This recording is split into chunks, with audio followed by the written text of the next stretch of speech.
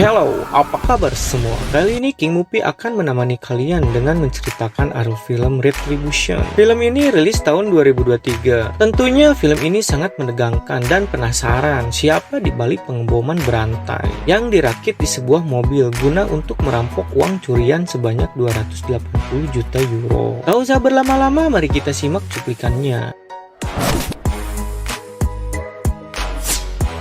Di awal film kita diperkenalkan seorang bankir senior yaitu Matt Turner sedang olahraga tinju sambil mendengarkan berita ledakan mobil yang menggemparkan seluruh kota. Tak lama kemudian rekan bisnisnya yang bernama Andres video call. Dia meminta Matt menghubungi kliennya agar kliennya merasa tidak dirugikan sebagai pembeli. Saat Matt hendak mandi, istrinya yang bernama Heather meminta Matt mengantar dan menjemput anak-anak sekolah. Karena hari itu Heather akan menemui temannya. Matt sempat menolaknya karena anak-anak suka berisik saat dia menelpon sehingga mengganggu pekerjaannya. Tapi istrinya sangat memohon sekali agar untuk hari ini saja dia menuruti permintaannya. Saat Matt siap untuk berangkat kerja sambil mengantar anak-anak, Matt menyuruh anak perempuannya yang bernama Emily memanggil kakaknya Zack agar cepat siap-siap untuk berangkat ke sekolah. Tiba di kamar Zack, Emily mendengar percakapan kakaknya yang akan hendak bolos sekolah bersama pacarnya. Lalu mereka bertengkar.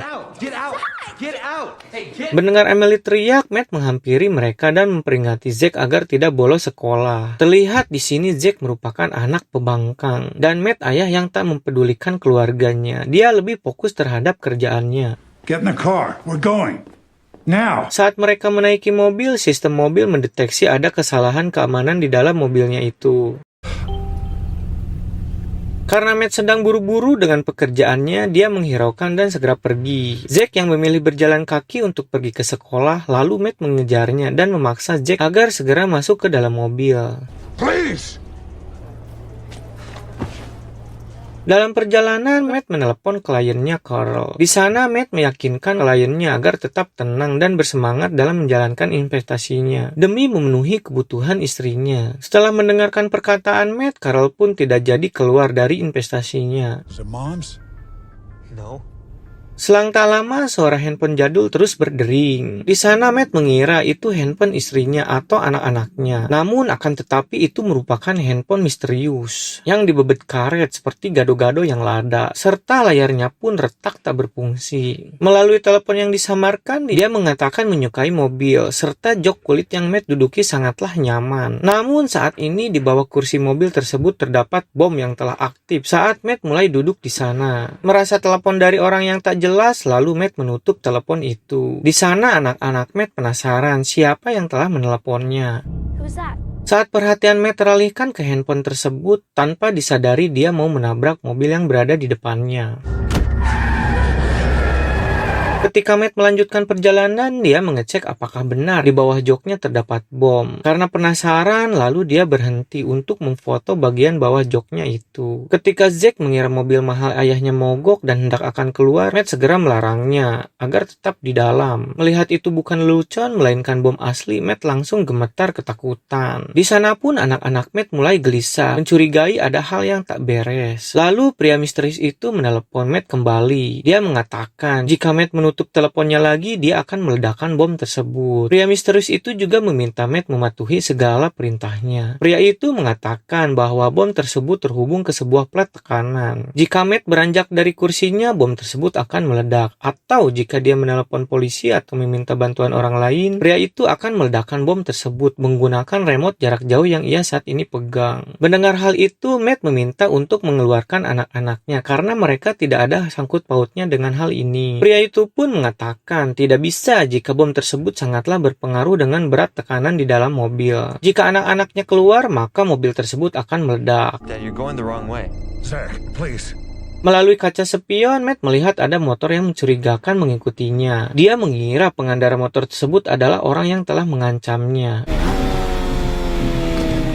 Pria tersebut juga meminta Matt mengambil handphone milik anak-anaknya dan membuangnya keluar. Matt pun kebingungan harus beralasan apa jika dia mengambil handphone milik anak-anaknya. Namun pria itu terus mendesak mengancam Matt jika tidak cepat dia akan meledakkan bomnya. Your phone.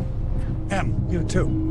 Anak-anaknya kebingungan mengapa ayahnya mau mengambil handphone milik mereka. Ketika Matt terus memaksa meminta handphone milik Jack sambil melihat pergerakan motor tersebut, tiba-tiba Matt mengerem mendadak, membuat pengendara motor tersebut terguling. Setelah membuka helmnya, ternyata pengendara motor tersebut adalah seorang wanita. Rupanya wanita tersebut adalah pacar Zack. Melihat hal itu, Zack shock dan marah, ingin keluar dari mobil. Namun ayahnya melarangnya dan mengunci otomatis pintu mobilnya, lalu tancap gas. Lagi-lagi Jack tidak mau memberikan handphone miliknya. Saking kesalnya, Matt memberitahu bahwa di dalam mobil terdapat bom. Sontak anak-anaknya kaget dan seolah tak percaya. Jack pun memberikan handphonenya, lalu Matt membuangnya. Anak-anak bertanya mengapa dia menyakiti kita dan apa yang telah ayah perbuat. Matt pun tak mengetahuinya dan tidak mengenal orang itu. Selang tak lama, pria itu mengirim sebuah lokasi dan menyuruh Matt untuk pergi ke sana. Ketika itu ada sebuah telepon dari Sylvian. Pria misterius itu meminta Matt untuk mengangkatnya. Sambil ketakutan, Sylvian mengatakan ada orang yang telah menelponnya, memberitahu ada bom di mobil yang ia kendarai. Pria itu juga mengatakan jika mereka akan mati karena ulah Matt. Sylvian bertanya siapakah pria tersebut pada Matt. Matt pun kebingungan, tidak mengetahuinya apa-apa. Selang tak lama, Matt pun tiba di lokasi tersebut, yang ternyata itu adalah tempat mobil Sylvian berada. Terlihat di sana pacar Sylvian sangat panik ketakutan, ingin keluar dari mobil. Namun mengingat jika pintu mobil tersebut dibuka akan meledak, Sylvian terus menahan pacarnya agar tetap diam. Matt meminta mereka agar tetap tenang dan fokus. Selang tak lama, polisi datang mendekati mereka. Polisi itu pun curiga dengan tingkah laku si wanita tersebut karena seperti mendapat perlakuan kasar dari Sylvian. Lalu polisi tersebut meminta mereka keluar dari mobil, tapi Sylvian tidak mau. Namun pacar Sylvian memaksa keluar dan tiba-tiba mobil tersebut meledak. Setelah kejadian tersebut, lalu Matt pergi dari sana. Terlihat sebuah CCTV merekam semua kejadian tersebut di sana. Dalam perjalanan, Matt meminta maaf jika dia membuat salah padanya dan meminta dia untuk melepaskan anak-anaknya. Namun si pria tersebut malah meminta Matt menghubungi istrinya untuk mengambil uang yang disimpan di bank. Sir, I'm not here, so say something. Lalu Matt menelepon istrinya, namun tidak diangkat. Matt lalu menelepon temannya Christina, menanyakan keberadaan istrinya. Christina memberitahu Heather saat ini sedang di kantor pengacara untuk mengurus perceraiannya. Mendengar hal itu, Matt dan anak-anak terkejut sedih. Melalui internet, Matt berhasil mendapatkan nomor pengacaranya, lalu menghubunginya. Terhubung dengan istrinya, lalu Matt menceritakan apa yang sedang terjadi saat ini. Mendengar hal itu, Heather panik mengingat anak-anak bersama Matt. Lalu Heather menyarankan menghubungi polisi. Namun percuma saja jika meminta bantuan orang lain, pria misterius itu akan meledakkan bom tersebut. Matt meminta istrinya mengikuti apa yang diperintahkan. Mau tak mau, Heather pergi ke bank. Lalu Matt juga meminta maaf karena selama ini dia tidak ada waktu untuk keluarga, lebih mementingkan pekerjaan. If I wasn't enough for you, It's gonna be okay, Dad.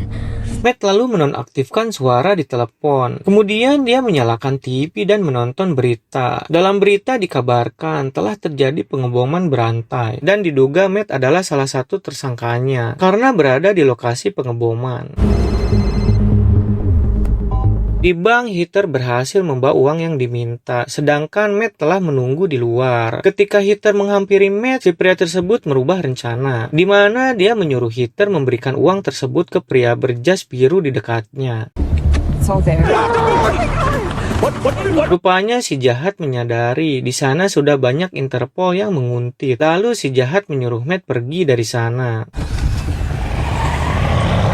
Dalam perjalanan, si jahat menginginkan uang gelap yang disembunyikan Matt bersama bosnya Andres di Dubai sebanyak 208 juta euro. Kemudian Matt terkejut mengapa pria tersebut mengetahui hal tersebut. Si jahat menyuruh Matt pergi ke lokasi yang dikirimnya. Lokasi tersebut merupakan lokasi Andres berada.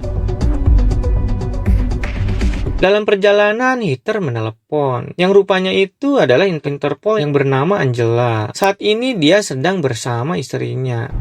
I'm telling you, I'm innocent. Angela menyuruh Matt agar menyerah dan melepaskan anak-anak. Angela mengira peristiwa bom tersebut ulah Matt. Matt menjelaskan itu merupakan karangan kejahatan yang diperbuatnya oleh orang misterius. Sampai di tempat lokasi yang dituju, ternyata di sana sudah ada Andres. Andres menanyakan salah apa dirinya terhadap Matt. Sampai-sampai ada bom di mobilnya. Matt memberitahu bahwa dirinya juga tidak tahu apa yang terjadi dengan semua ini. Lalu si jahat menyuruh Matt agar Andres menyetujui pencairan rekening uang gelap tersebut. Namun Matt tidak mau karena uang tersebut bukan miliknya, melainkan milik kliennya. I need you to authorize liquidating the... Karena si jahat terus mendesak dengan Matt mengatakan akan membunuhnya, Andres pun dengan terpaksa menyetujuinya. Okay, it's done. Setelah uang tersebut cair, si jahat menyuruh Matt mentransfer uang tersebut kepadanya. Namun Matt membuat kesepakatan, jika uang tersebut ditransfer maka bebaskanlah kami. Si jahat menyuruh Matt membuka laci mobil, yang ternyata di dalamnya terdapat pistol. Lalu si jahat menyuruh Matt untuk menembak Andres. Jika tidak, dia akan membunuh Matt dan anak-anaknya. Shit! Dad. Jiwa dan pikiran Matt melawan untuk tidak menembak sahabatnya itu. Lalu mobil Andres pun meledak. Shit, hits her leg. Dad, hits her leg. Melihat Andres mati dan anak-anaknya terluka akibat ledakan bom, Matt pun marah dan mengatakan, jika ingin semua uang itu, dia harus berhadapan langsung dengan dirinya. Saat dalam perjalanan, para polisi pun mengejar mobil Matt. Aksi kejar-kejar pun terjadi. Tiba di terowongan, sinyal telepon pun menghilang. Rupanya di ujung terowongan sudah terdapat blokade dari para polisi.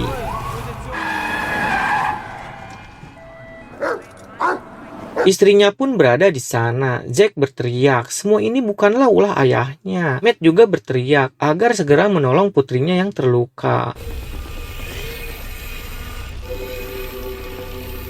Selang tak lama, Angela menghampiri Matt. Angela berusaha mengeluarkan anak-anak dari mobil, dan timnya telah memblokir jaringan sinyal di areanya. Angela menanyakan siapa orang yang meneleponnya. Matt pun bingung karena tidak mengetahuinya. Di sana Angela masih mengira Matt lah pelakunya. Menanyakan dalang di balik perampokan uang tersebut, Matt menjelaskan bahwa uang tersebut bukan sembarang uang, melainkan uang gelap sebesar 208 juta euro. Angela meminta Matt menyerahkan dirinya dan menjelaskan semua yang terjadi di kantor Europol. Namun Matt mempunyai rencana lain, yaitu menemukan si jahat dengan menyelesaikan ini semua dengan caranya sendiri.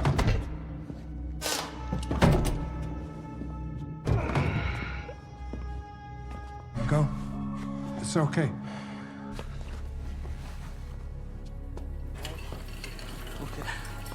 Lalu Matt kabur dari sana. Terhubung dengan si jahat, Matt meminta face to face. Jika tidak, dia tidak akan memberikan uang itu. Lalu si jahat menyetujuinya dan mengirimkan lokasi untuk mereka bertemu. Tiba di lokasi, di sana sudah terdapat pendemo. Lalu Matt masuk dalam kerumunan orang-orang. Selang tak lama, pria bertopeng masuk ke dalam mobilnya dan mengajak Matt pergi dari keramaian. Tiba di tempat sepi, lalu pria tersebut membuka topengnya. Dan ternyata orang tersebut sahabatnya sendiri, Andres.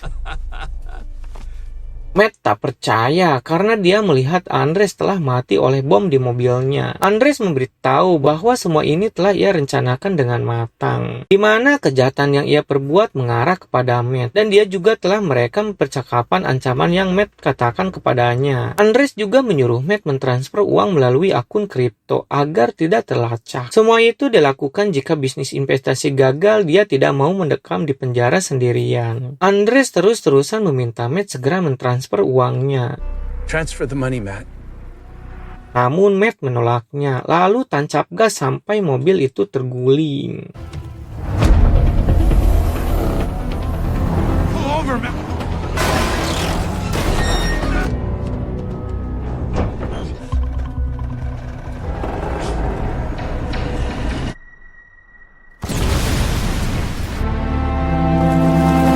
Andres pun mati dalam ledakan mobil tersebut. Film pun tamat.